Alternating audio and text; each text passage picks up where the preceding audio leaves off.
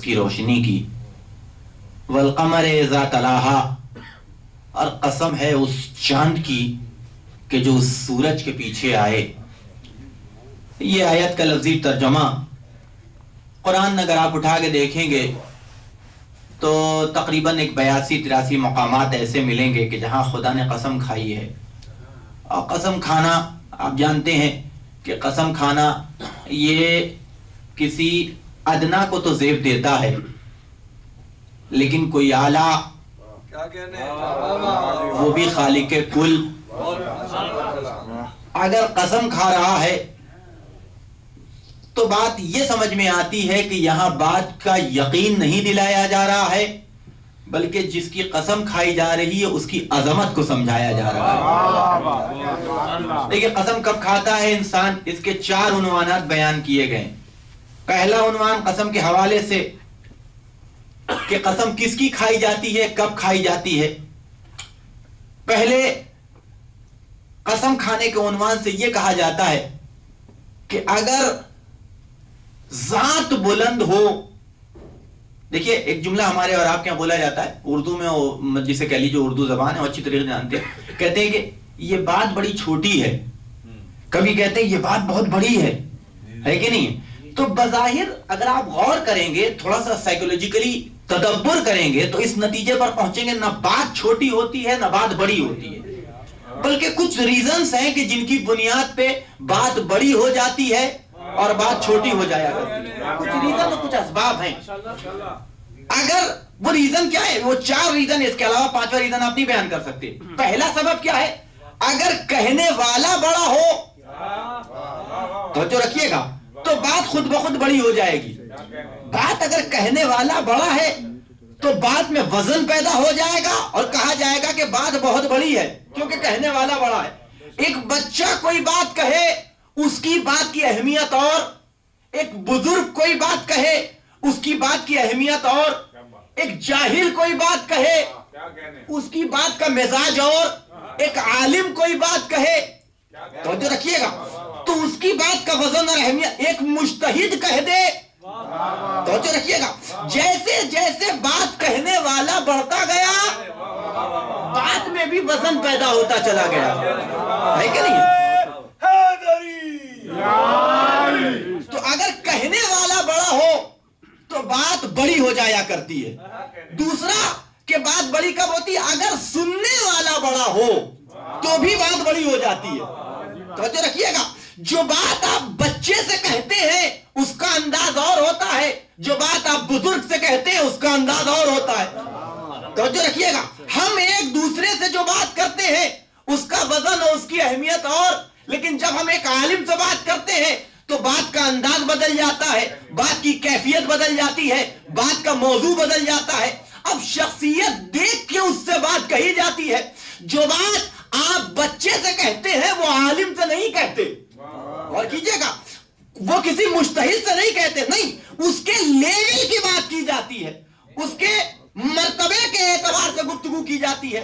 तो अगर सुनने वाला बड़ा हो तो बात बड़ी होगी। तवज्जो रखिएगा। तो ये 2 मकामात कि जहां बात बड़ी होती। तीसरा मौका, अगर बुलंद जगह से कही जा रही है, बुलंद मुकाम से कही जा रही है तो बात बड़ी होगी, छोटी नहीं हो सकती।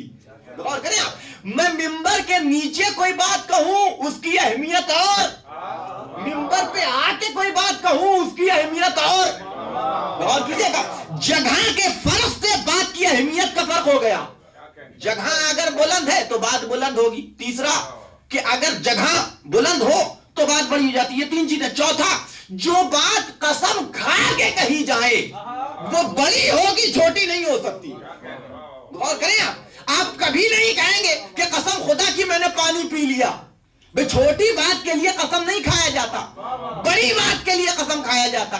तो 4 रीजन हुए किसी भी बात को बड़ा बताने के। पहला, अगर कहने वाला बड़ा हो तो बात बड़ी होगी, सुनने वाला बड़ा हो तो बात बड़ी होगी, बुलंद जगह से कही जाए तो बात बड़ी होगी, और अगर कसम खा के कही जाए तो बात बड़ी होगी, छोटी नहीं हो सकती। अब समझ में आया कि कायनात की सबसे बड़ी बात कौन सी है। गौर करें आप, मौलाइयों का मजमा, मुझे हैरत है कि आपका ज़हन नहीं पहुंचा। अब समझ में आया कि कायनात की सबसे बड़ी बात कौन थी। कायनात की सबसे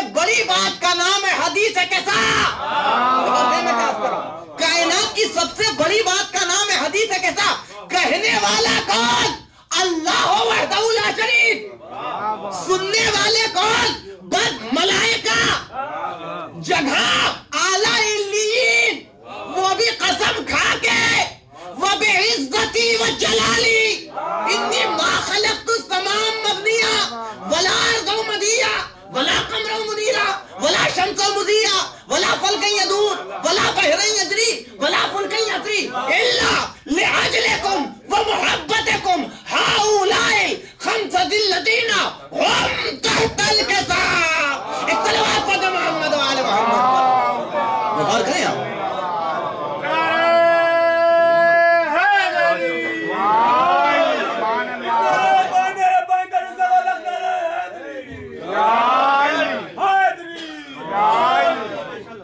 جو فرمایا کہنے والا اگر بڑا ہو تو بات بڑی ہوگی. کہنے والا ہے خدا. سننے والے بڑے ہو تو بات بڑی ہو جائے گی. سننے والے ہیں ملائکہ. کہاں جا رہا ہے؟ اس سے بلند کوئی مقام نہیں. اعلیٰ علیین. توجہ رکھیے گا. اور وہ بھی قسم کھا کے وَبِعِزَّتِي وَجَلَالِي. آپ غور کیجئے گا. قرآن اٹھا کے دیکھیے گا کتنی قسمیں کھائیں گے، لیکن قرآن میں کہیں خدا نے اپنے عزت و جلال کی قسم نہیں کھائی. تنہا اہل بیت کی فضیلت ہے کہ جسے بیان کرتے ہوئے خدا اپنے عزت و جلال کی قسم کھا رہا ہے. ایک صلوات پڑھیں محمد و آل محمد.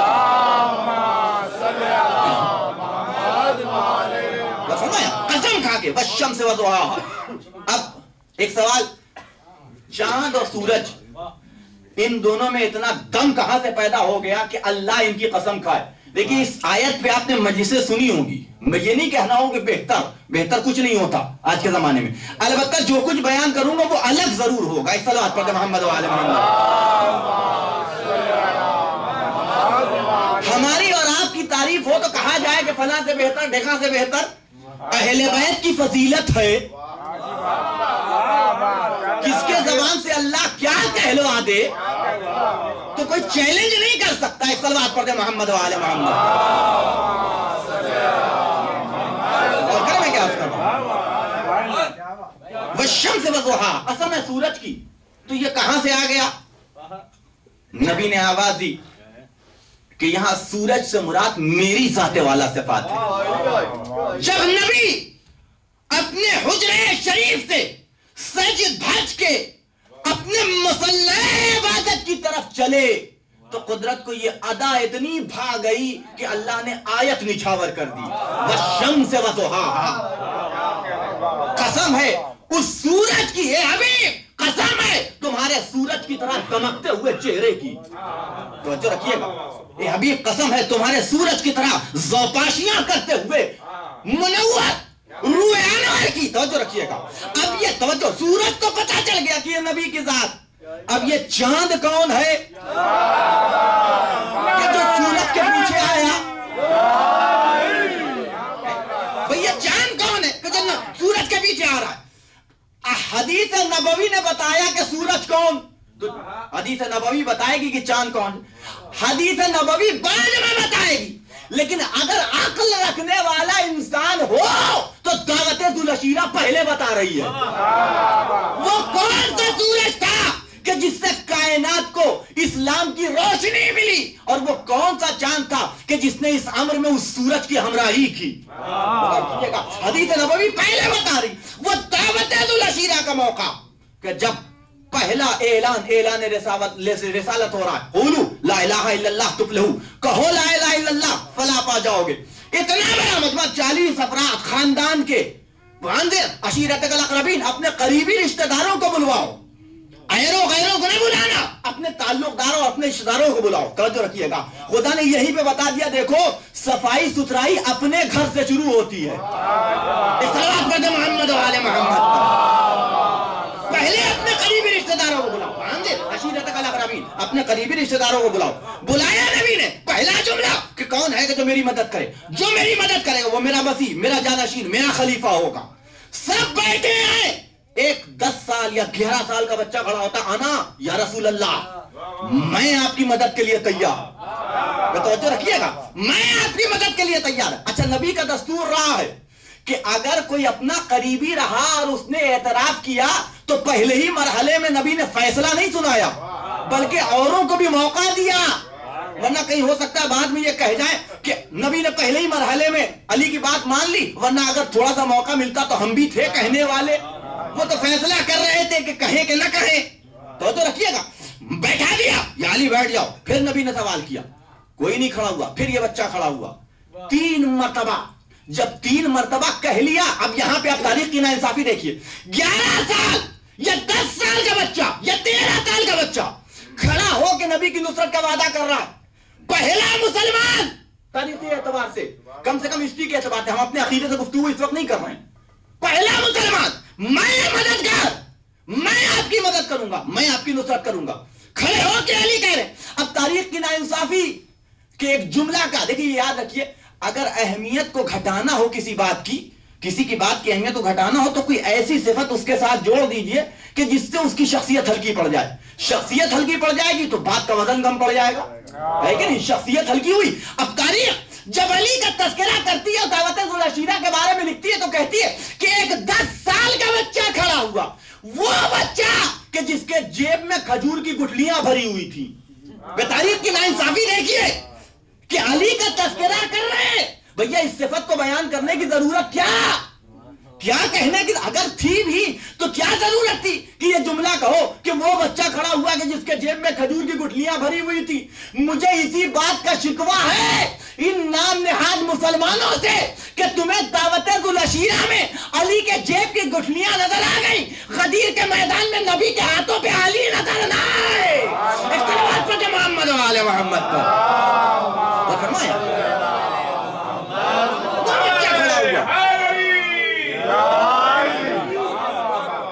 جیب کے اندر کی گٹھلی نظر آ گئی۔ دعوت ذوالعشیرہ کے غدیر کے میدان میں چمکتے ہوئے سورج میں نبی کے ہاتھوں پہ علی ابن ابی طالب نظر نہ آئے کسی کو۔ توجہ رکھیے گا، یہ کتنی بڑی ناانصافی، توجہ رکھیے گا۔ بچہ کھڑا ہو کہتا ہے انا یا رسول اللہ، میں ایمان لاؤں گا، میں آپ کی نصرت کا وعدہ کرتا ہوں۔ بس میری گفتگو ختم ہوگی، میں اپنی آیت کی طرف واپس لوٹتا ہوں۔ تو پہلا موقع، اور ادھر اعلان رسالت ہوا اور ادھر ایک تھا کہ کھڑا ہو گیا کہنے لگا، مخاطب نہ نبی سے ہوا نہ علی سے ہوا، مخاطب ہوا ابو طالب کی طرف۔ کہنے لگے جاؤ ابو طالب اب اپنے بیٹے کا اتباع کرو۔ تاریخ کا جملہ ہے، تاریخ کا جملہ ہے۔ جاتے جاتے ابو جہل کہہ کے گیا، جاؤ ابو طالب اپنے بیٹے کا اتباع کرو۔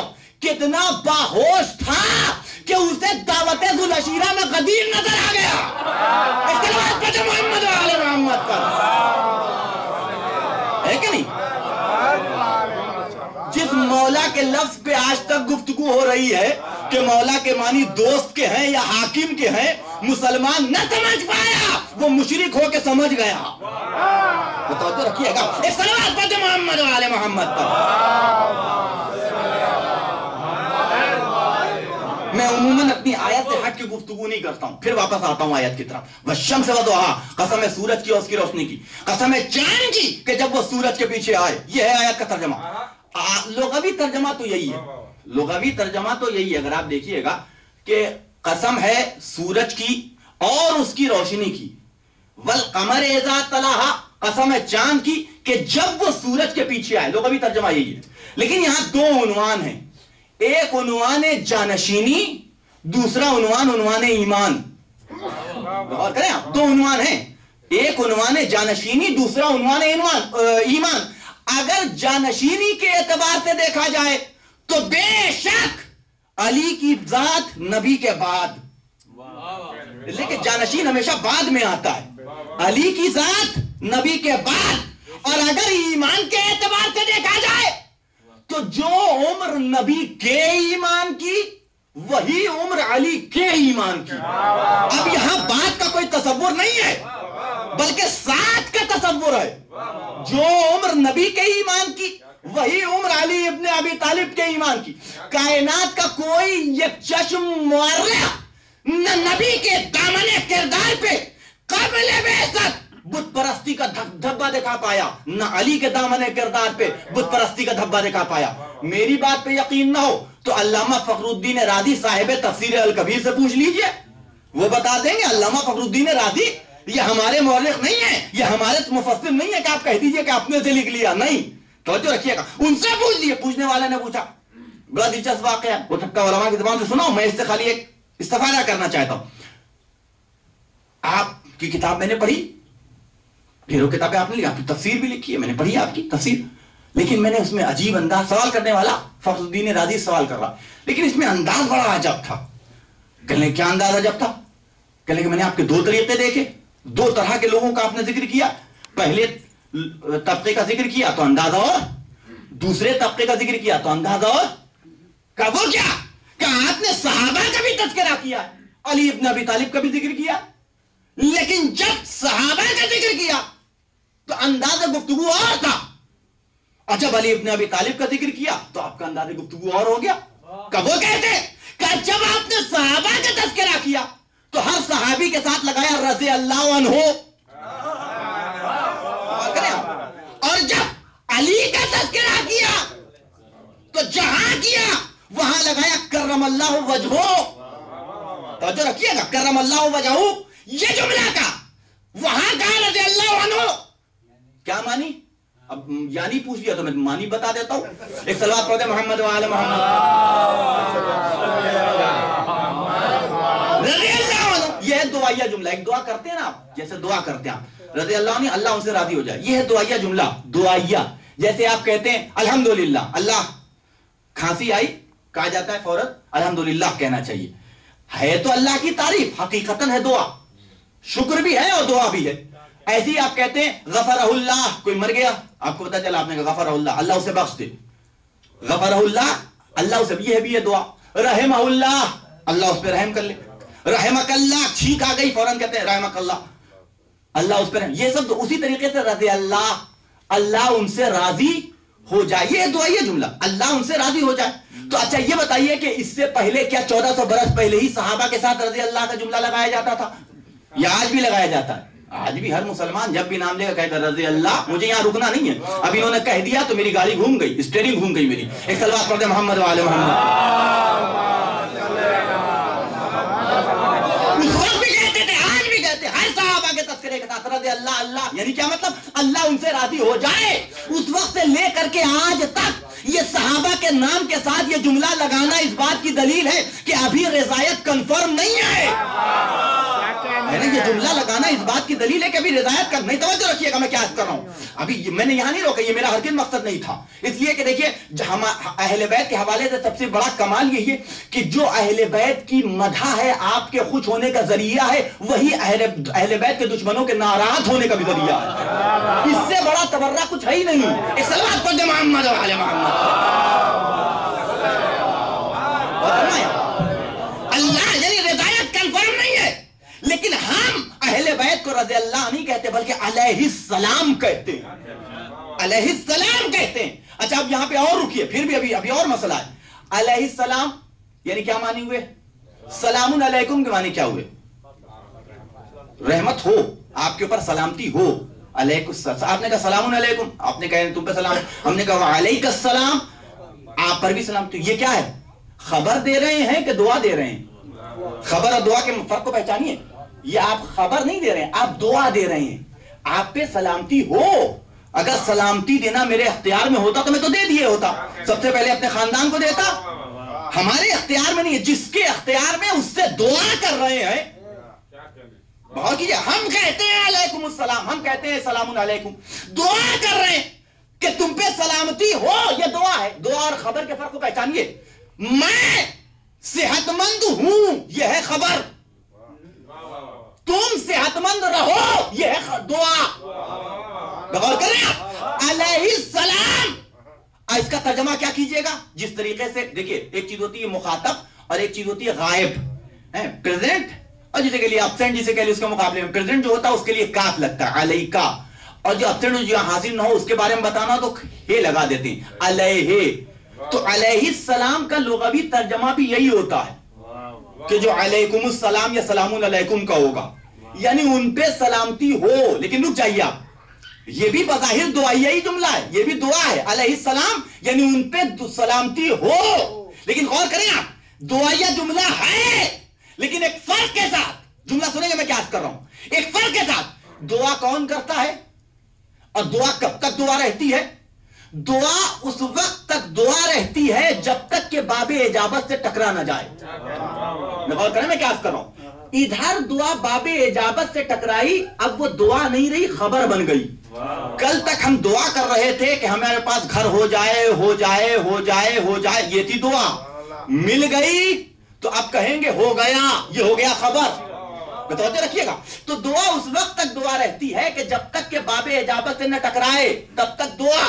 ہو گیا, سامان مل گیا کہ جس کے لیے دعا کر رہے تھے, تو اب وہ دعا نہیں رہی بلکہ ہو گئی خبر. دوسری بات, دعا وہ کرتا ہے کہ جو بے اختیار ہو. اور کریں میں کیا کہ میں لے جانا کہاں چاہتا ہوں.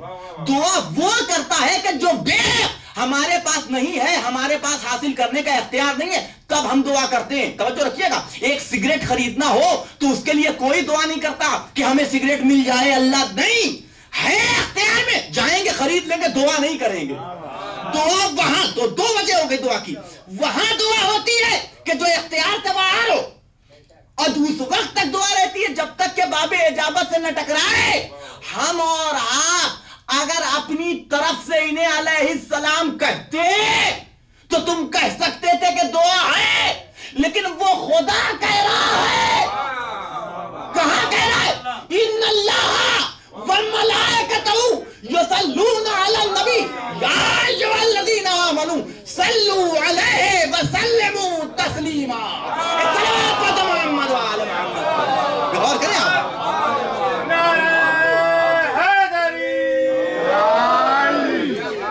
سخت گفتگو ہے تھوڑی سی گرامر کے اعتبار سے, لیکن آپ اس کی چاشنی کو محسوس کریں گے تو لطف آئے گا. ہم اور آپ اگر کہتے علیہ السلام, ہم اپنی طرف سے اگر کہتے علیہ السلام, تو آپ کہہ سکتے تھے کہ یہ دعا کر رہے ہیں اہل بیت کے لیے کہ وہ سلامت رہیں. لیکن اگر وہ مختار کل کہے سلام علی آل یاسین, توجہ رکھیے گا, اب کس میں دم ہے کہ کہے کہ اللہ میاں دعا کر رہے ہیں. اما اللہ کس سے دعا کرے گا؟ اللہ دعا نہیں کرتا بلکہ خبر دیتا ہے. یہ تمہیں خبر دی جا رہی ہے کہ سلامتی انہی کے لیے ہے. اب اگر تم بھی سلامت رہنا چاہتے ہو تو ان پہ درود و سلام بھیجو. ایک طرح پر محمد وعلی محمد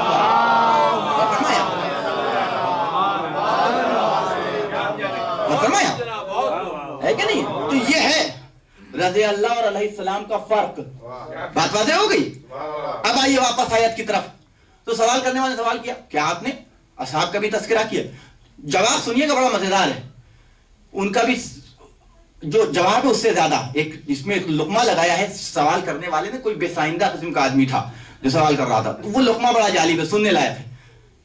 آپ نے اصحاب کا بھی تذکرہ کیا, علی ابن ابی طالب کا بھی ذکر کیا, لیکن جب اصحاب کا تذکرہ کیا تو کہا رضی اللہ عنہ. مولا کائنات کا ذکر کیا تو کہا علیہ السلام. یہ دو فرق کیوں؟ کبھی فرق اس لیے ہے کہ وہاں کردار میں فرق ہے. وہ کیا کہا کہ تمام اصحاب میں کوئی صحابی ایسا ہے ہی نہیں کہ جس نے زمانہ جاہلیت میں کسی نہ کسی بت کے سامنے اپنا سر تسلیم نہ کیا سوائے علی ابن ابی طالب کے.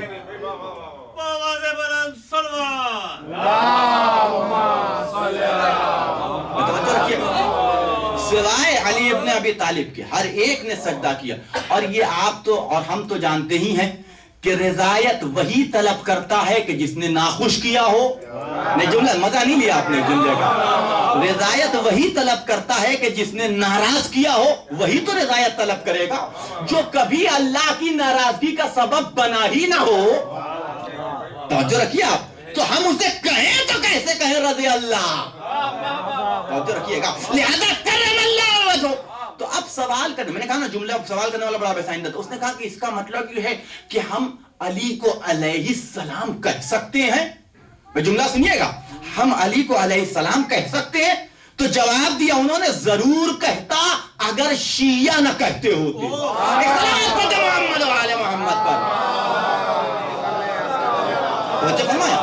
ضرور کہتا اگر شیعہ نہ کہتے ہوتے. نہیں دیکھیے, بال کی کھال نکلتی ہے. آپ نے اگر کوئی پوائنٹ ہاتھ میں دے دیا تو آپ یہ نہ سمجھئے کہ اس کا ایک ہی مطلب سمجھا جائے گا, اس لیے کہ بہت سے الفاظ ہوتے ہیں زومانہ ہوتے ہیں. آپ نے کہا کہ کیوں نہیں کہتا؟ کہ اس لیے اگر ضرور کہتا میں، اگر شیعہ نہ کہے تو چلیے ٹھیک ہے مان لیا، تو اس کا مطلب کیا ہوا؟ نتیجہ نکالیے، اس سے نتیجہ ایسے ہی نکلتا ہے، نتیجہ نکالیے۔ اس کا نتیجہ یہ ہوا کہ آپ نے آپ کے نزدیک اہل بیت کی ایک مسلم حقیقت کو صرف اس لیے چھوڑ دیا کیونکہ آپ کو شیعوں سے دشمنی تھی۔ یعنی آپ نے ایک فضیلت کو علی ابن ابی طالب کی شیعوں کی دشمنی میں ترک کر دیا۔ تو ایک مرتبہ جب اعتبار کے شیشے پہ بال پڑتا ہے نا، تو ہر جگہ پہ وہ اعتبار انسان کا مشکوک ہو جاتا ہے۔ ہمیں کبھی آپ نے جھوٹ بولتے نہیں دیکھا، ہمیشہ سچ بولتے ہوئے دیکھا، ہمیشہ سچ بولا، ہمیشہ۔ لیکن ایک موقع پہ آپ نے پکڑ لیا کہ میں جھوٹ بول رہا تھا، تو یہ ایک جھوٹ نہیں ہوا بلکہ میری پوری زندگی مشکوک ہو کے رہ جائے گی۔ اب آدمی سوچے گا اس سے پہلے فلاں مقام پہ بھی ہو سکتا ہے جھوٹ بولا ہو، فلاں مقام پہ بھی جھوٹ بولا ہو، فلاں۔ ایک مرتبہ اگر اعتبار کے شیشے پہ بال آ گیا تو پوری حیات انسان کی مشکوک ہو کے رہ جائے گی۔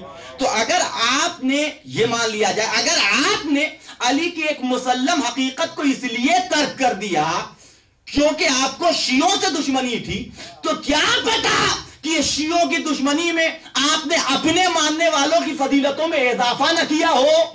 ایک صلوات پڑھتے محمد و آل محمد پر۔ غور فرمایا، جب آپ شیعوں کی دشمنی میں علی کی فضیلت کو چھوڑ سکتے ہیں تو شیعوں کی دشمنی میں اپنے والوں کی فضیلت میں اضافہ بھی تو کر سکتے ہیں۔ جب وہ مشکوک تو یہ بھی مشکوک۔ ایک صلوات پڑھتے محمد و آل محمد پر۔ غور فرمایا، والشمس والضحیٰ، قسم ہے سورج کی اور اس کی روشنی کی، قسم ہے چاند کی کہ جب وہ سورج کے پیچھے آئے۔ غور فرمایا میں کیا عرض کر رہا ہوں؟ دیکھیے ایک چیز ہوتی ہے تشبیہ آیت کے حوالے سے، پھر سے کہ ایک چیز ہوتی ہے تشبیہ، شباہت دینا۔ شباہت دینا یعنی کیا مطلب؟ ہم لوگ اور آپ بھی کسی نہ کسی سے تشبیہ دیتے ہیں، فلاں فلاں کے مشابہ، فلاں فلاں کی تشبیہ۔ لیکن شباہت دینے میں ایک بات کا خیال کرتے ہیں، ادنا کی تشبیہ اعلیٰ سے دی جاتی ہے نا؟ ادنا کی تشبیہ اعلیٰ سے دی جاتی ہے، اعلیٰ کی تشبیہ ادنا سے نہیں دی جاتی ہے نا؟ یہ ایک اصول ہے نا بھائی۔ مقام شباہت میں انسان ادنا کی تشبیہ اعلیٰ سے دیتا ہے، اعلیٰ کی تشبیہ ادنا سے نہیں۔ آپ اپنے بیٹے کو اگر وہ خوبصورت ہے کیا کہتے ہیں؟ میرا بیٹا یوسف جیسا ہے، سورج شکل میں یوسف جیسا ہے نا؟ کسی کو سنا کوئی کہتا ہوا ملے کہ میرا بیٹا جناب بلال جیسا ہے؟ کردار کے اعتبار سے بات نہیں کر رہا ہوں، کردار کے اعتبار سے ان کے جیسا کوئی ہو ہی نہیں سکتا۔ میں سورج شکل کی بات کر، کہتا ملے گا؟ نہیں ملے گا۔ کیوں؟ اس لیے کہ یہاں کے اوپر اس بات کا خیال رکھا جاتا ہے کہ ادنا کی تشبیہ اعلیٰ سے، اعلیٰ کی تشبیہ ادنا سے نہیں دی جاتی۔ ادھر سے ادھر جاتا ہے معاملہ، ادھر سے ادھر نہیں آتا ہے کہ نہیں ہے؟ اگر چہرے پہ ذرا سا نور آ کے آپ کہتے ہیں آپ کا چہرہ مہتاب کی طرح سے دمک رہا ہے، مہتاب کی طرح سے، چاند کی طرح سے دمک رہا ہے، اور فرمایا چہرے کی مثال کہے سے دی گئی؟ چاند سے دی گئی۔ تو چاند ہے اعلیٰ، کیا واقعاً دمک رہا ہے؟ نہیں، واقعاً تھوڑی دمک رہا ہے۔ کہاں چاند کی روشنی، کہاں آپ کے چہرے کا نور؟ توجہ فرمائیں آپ، کوئی مقابلہ نہیں ہے، لیکن تشبیہ میں یہی کیا جاتا۔ اب یہاں پہ رکیے، ذرا سی ایک باریک بات سن لیجئے۔ خدا کہہ رہا ہے سورج کی مثال دی، لفظ رکھا، چاند کا لفظ رکھا، اور حدیث نبوی نے بتایا کہ سورج کی مثال رسول کی ذات، چاند کی مثال علی ابن ابی طالب کی مثال ہے نا؟ یعنی یہاں سورج سے مولا کائنات کو تشبیہ دی جا رہی ہے، رسول خدا کو تشبیہ دی جا رہی ہے، چاند سے علی ابن ابی طالب، ہے کہ نہیں ہے؟ سوچنے والا کم ذہن انسان یہ سوچ سکتا تھا کہ اگر تشبیہ دی جا رہی ہے نبی کی سورج سے، علی کی چاند سے، تو اس کا مطلب یہ ہے کہ یا تو رسول سورج کے برابر یا معاذ اللہ کم، ہے کہ نہیں؟ یا مولا کائنات کی تشبیہ دی جا رہی ہے چاند سے، تو یا برابر یا معاذ اللہ کم۔ اس لیے کہ ادنا کی تشبیہ اعلیٰ سے دی جا سکتی ہے۔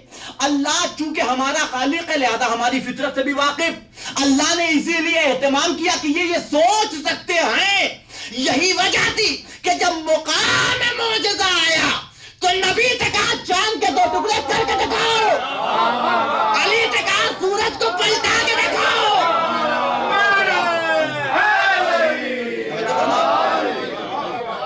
سورج کے 2 ٹکڑے کروائے، سورج کو پلٹوایا، چاند کے 2 ٹکڑے کروائے۔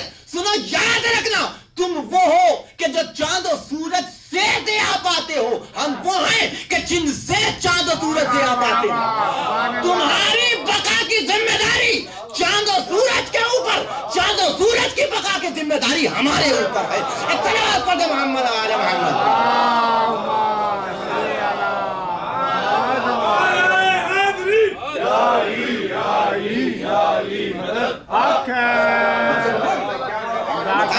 ایسے ہی تو ہوتا ہے.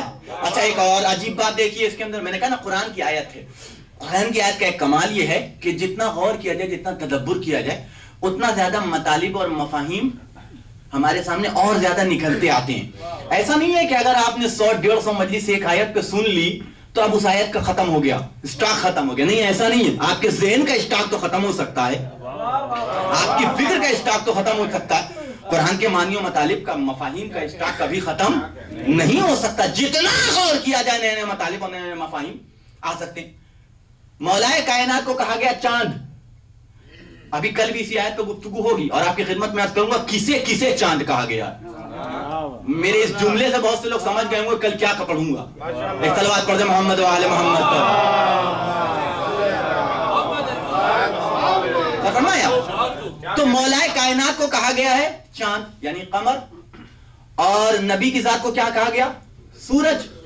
یعنی سورج سے مثال دی گئی نبی کی ذات کو, چاند سے مثال دی گئی علی ابن ابی طالب. تو چاند ہے علی اور سورج ہے نبی. معجزہ دکھایا تو الٹا ہو گیا حساب. اصولاً کیا ہونا چاہیے تھا, چونکہ نبی کو سورج کہا تھا تو سورج کو پلٹاتے نبی. علی ابن ابی طالب کو چاند کہا تھا تو چاند کے 2 ٹکڑے کرتے علی ابن ابی طالب. بھئی یہی اصول ہونا چاہیے. بھئی انہیں سورج کہا جا رہا, انہیں چاند.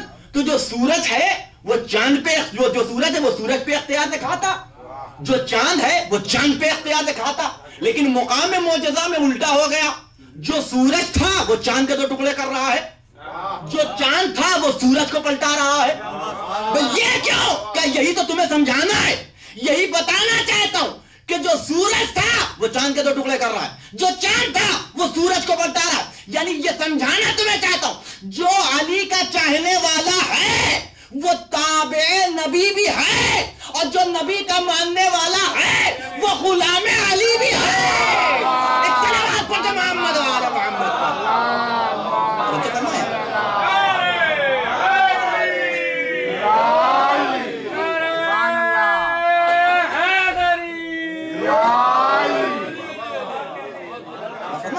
یہی تمہیں سمجھانا, جو سورج تھا وہ چاند کے 2 ٹکڑے کر رہا ہے, جو چاند تھا وہ سورج کو پلٹا رہا ہے. تو رکھیے ہونا اس کا برعکس چاہیے تھا. یہی تمہیں دکھانا چاہتا ہوں جو ان کا ماننے والا ہے وہ ان کا تابع بھی ہے, جو ان کا ماننے والا ہے وہ ان کا غلام بھی ہے. یہ نہیں ہو سکتا کسی ایک کو لے کے ہٹ جاؤ کہ ہم ان کے ہو گئے. نہیں, یہاں 2 نہیں ہے, ایک ہی نور ہے کہ جس کے 2 ٹکڑے ہیں. توجہ فرمائیں آپ, ایک ہی نور. والشمس وضحاها, قسم ہے سورج کی کہ جب, اور اس کی روشنی کی. والقمر اذا طلع, قسم ہے چاند کی کہ جب وہ سورج کے پیچھے آئے. بس 2-4 جملے اور آپ کی زحمت تمام. بس میری گفتگو ختم ہو گئی. ایک صلوات پڑھ دے محمد و آل محمد.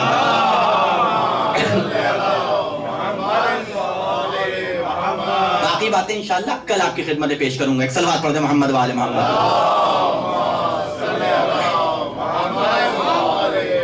آخری بات اس آیت کے ذیل میں, آخری بات, باقی جو بچے کل انشاءاللہ عرض کروں گا.